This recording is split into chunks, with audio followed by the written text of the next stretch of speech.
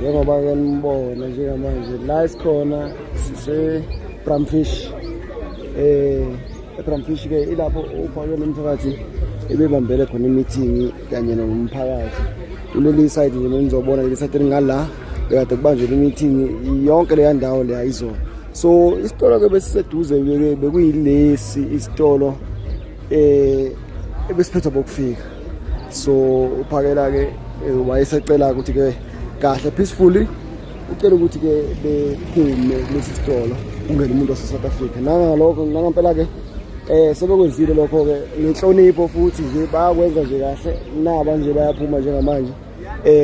Simasibona ke abantu bomthetho ke njengamanje bagade impahla yabo ukuthi ke iphuma yonke ngokusemthethweni.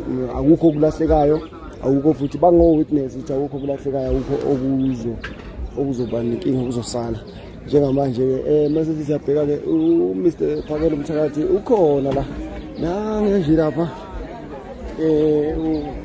usibhekile isimo siqaphele isimo yena uphakela umthakathi iqobo lakhe impela nanga lapha khona.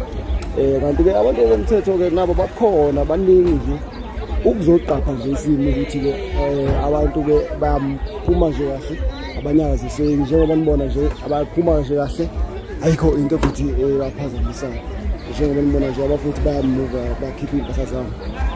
I-operation enkulu ke lena njengamanje eBramfish okusiqalo sento enkulu. Njengamanje awuthi ke ngizama ukuthola izwi kubhuti omdala uNdabandaba uphakela umthakathi.